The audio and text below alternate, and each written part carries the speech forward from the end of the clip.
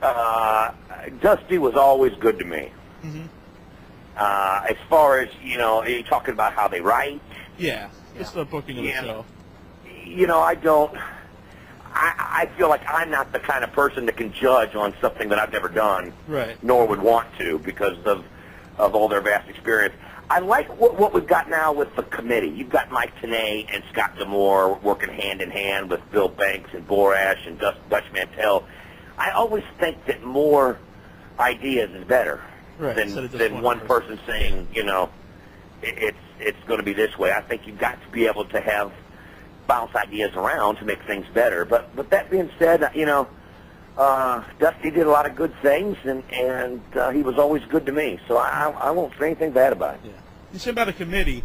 It's like if you have I'm sure Dusty Rhodes is great for just for the title matches, for the old school stuff. But then maybe he would know about some of the younger talent, like a 3 Live Crew. So if you have a committee of some different minds in there. Oh yeah, that and you've also got so many young guys that you've got to figure out how to break them in, so where the people can get behind them. I mean, like what's been going on with Lance Hoyt? That's been something special to see. I mean, here's somebody that could have gotten lost once Kid Cash left, and now he's one of the most popular people when he walks out on the arena. You've never heard anything like the Hoyt chant. Yeah. So yeah, I just think more people is going to have better ideas on how to get someone involved and turn them into a household name. Mm-hmm. But do you think because people like Mike Tenay and Jeremy Borash have been there since the beginning and Scott D'Amore's been there for so long now that they really have more of a grasp of what makes TNA as its own identity than somebody like a Dusty Rhodes? Well, yeah, again, I don't want to, like I said, I don't want to get into the them against Dusty part of the conversation because that's not, I just don't feel like I'm the guy to do that. But I do think the fact that they've all been there so long and have seen all the characters develop and saw them when maybe they were in a program that was hot and then not, and they knew what worked and didn't work. And when you've got more people thinking about something, you've got a better chance of somebody remembering something that happened in the past and bringing it back out than you would if it's one person. But yeah, I mean, I think that's fair to say, the fact that they've been there from the beginning. To me, it's just, and Scott's doing a great job, a fantastic job. And I think what's really good about Scott is he listens, to anybody that has an idea. Yeah. Which crowd did you like better, the Orlando or the Nashville? If you'd asked me this a year ago, I'd have said Nashville right off the top of my head. That was a fun crowd, but the pay-per-views now in Orlando, there's 2 different crowds in Orlando. You have when we do our Tuesday tapings, you've got a lot of people that come in from the park just to see a TV show. So they're just not going to get into it. But the pay-per-view crowds that are going to be there from 8 o'clock to 11 o'clock at night, every one of them's a fan. And they've swayed me. I mean, it's at the height of it in Nashville, I thought it was as good as it got as far as the amount of people in a small building could be. But Orlando's right there with it now. On the pay-per-view nights, like I said, the Tuesday nights, and it's tough. It's a different format, and it's tough to keep the crowd into it.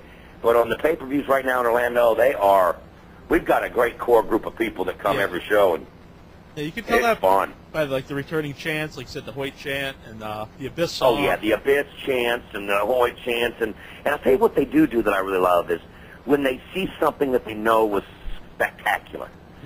Like I'll never forget the cage match when Triple X had to split up with the Skipper, walking the cage match. Right. When it was over with, AMW was gone. Now the show's over. Nobody left, and they stood on their feet and gave a standing ovation to Daniels and Skipper, knowing that they were having to break up, and they wanted to show them their appreciation for what they've seen. And then AMW came back out, and the crowd stayed like 30 minutes extra just to make sure they knew they appreciated it. Yeah. When they chant TNA or This Is Awesome, that must be really a proud feeling for all the guys there. Oh, yeah. And then, of course, you get the holy you-know-what chants, right.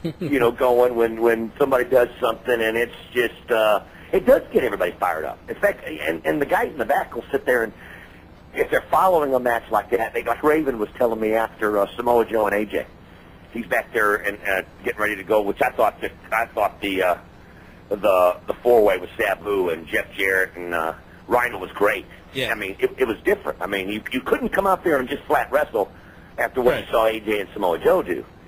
And Raven was telling me he's hearing that crowd go, and he's going, man, we got to go out and follow that. But yet, when it was over, they had the crowd in the palm of their hand, and it was deafening. So, you know, but it makes you, if you're following somebody out there, the crowd lets you know if it's good.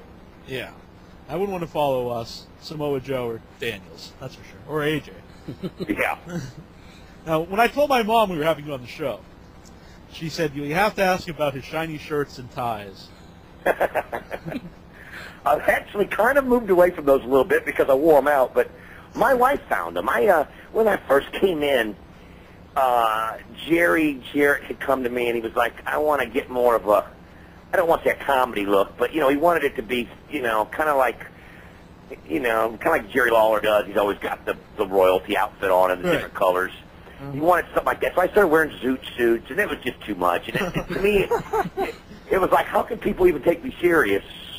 You know, because I kind of looked like a clown a little bit, but yet I knew what he meant. And Terry, my wife, was out shopping one day, and she found all these different shiny shirts and ties that were on sales display. So she went and got them all and said, let's try these. And the funny part was they became a part of me there for a while, especially when I was in Nashville. And one day when I didn't wear one, I spilled something on it, and I ended up having to wear this Hawaiian shirt that I had on. I got 200 emails the next day asking me where my shiny shirts were. You know, don't ever go out there without your shiny shirt. So you've been there to see every match TNA has done live and in person, yeah? Absolutely. Right. Is there one match, or maybe one feud, or even just one character that you would show to somebody to say, this is what TNA is all about? Wow.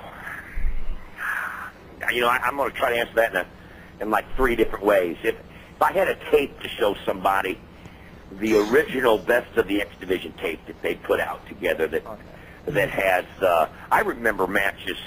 Remember, I don't know if you know, obviously you guys have watched them all. Remember the 3-way ladder match between Jerry Lynn, Low-Ki, and AJ? Oh, yes. And the very first elimination 4-way X Division. But I think of some of those. If I had a tape to show somebody, just to show them how different we are. I mean, you know, I love even the good old classic bouts. I remember a Shane Douglas Raven match one time that was just nothing but punches being thrown and people being thrown in the rails and that kind of stuff. But the psychology they told was so fantastic. You know, so you got to have all different styles. But I think of that. When I think of my favorite feuds, that AJ Styles Jerry Lynn feud we had in the first year, we haven't ever duplicated anything like that. That thing went on for almost a whole year, and that was something special, man, between those two.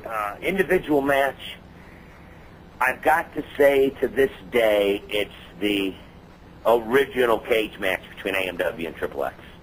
Yeah. The original one where they did the death sentence off the top when Chris Harris got up to the top and couldn't believe he did it. And I mean, that was almost as dangerous as what Elix did, but he did the death sentence off the top. Man, that one stands out to me. Yeah, anytime you had AMW in the ring with Triple X, it would be good stuff.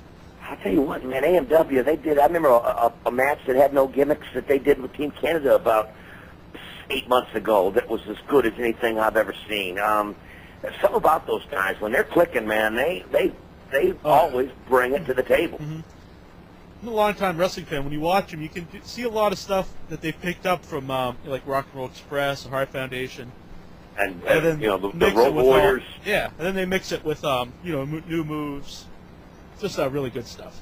Yeah, it's, they're, you know, and I love good tag team matches. I do. And the reason I like them, I think, is because guys can get a chance to take a breather while the other are out there, so everybody's crisper and fresher longer. And they don't ever disappoint. What's the thing that's going to set you guys, make you guys a good alternative is the good tag teams and the definitely the X Division. Because you really can't get that anywhere else. No, you can't.